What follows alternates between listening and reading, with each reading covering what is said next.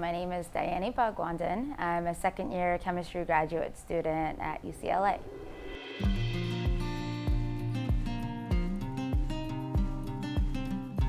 I was born in Guyana, which is a small Caribbean country on the coast of South America. I don't think a lot of people know about it.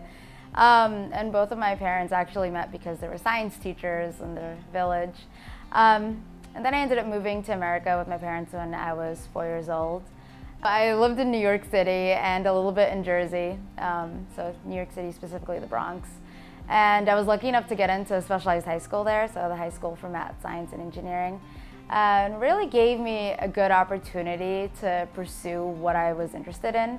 They had very detailed chemistry courses and all sorts of science classes, and they were taught by these teachers who really cared about teaching you and seeing you kind of in awe for the science.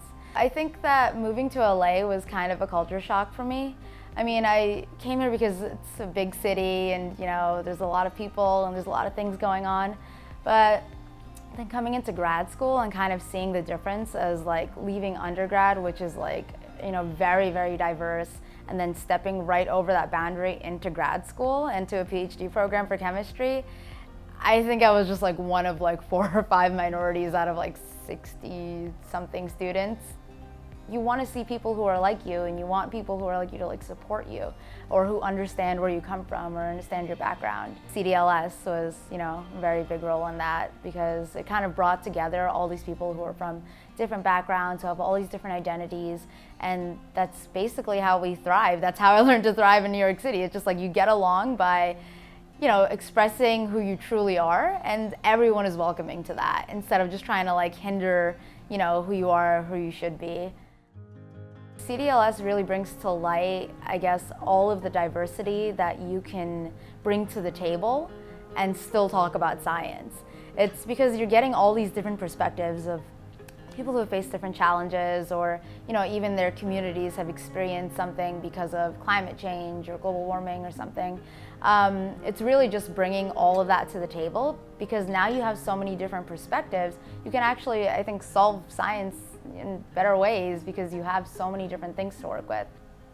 My research is focused on synthesizing materials that can be made from organic precursors and are readily available and abundant.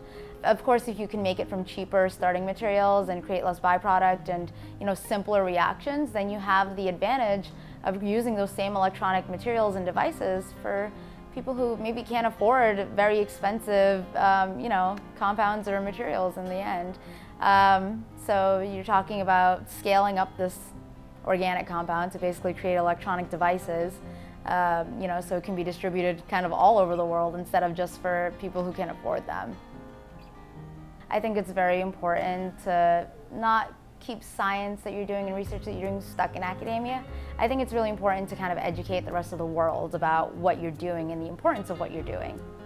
There's so much research going on, and it's all just published in these journals, and it's so hard for anyone else to break down and really understand what's happening. But I think it's just really important to get everyone else involved, because that way you'll encourage younger students to get involved in science. I think you'll increase the diversity that you're bringing to the scientific community, and therefore you'll increase the perspectives that you're bringing and the ideas that you get. And I think the scientific community can really flourish if it really involves the general public, and those two are closely tied together.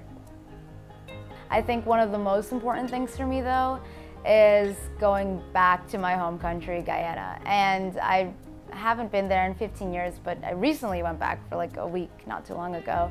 And it was very interesting, because I feel going back as an adult, you really see what the problems they face are, what the struggles are, and how hard it is for them. And I really want to give people there specifically the same opportunities that I was given, as well as all the other communities that I've been lucky enough to join while here.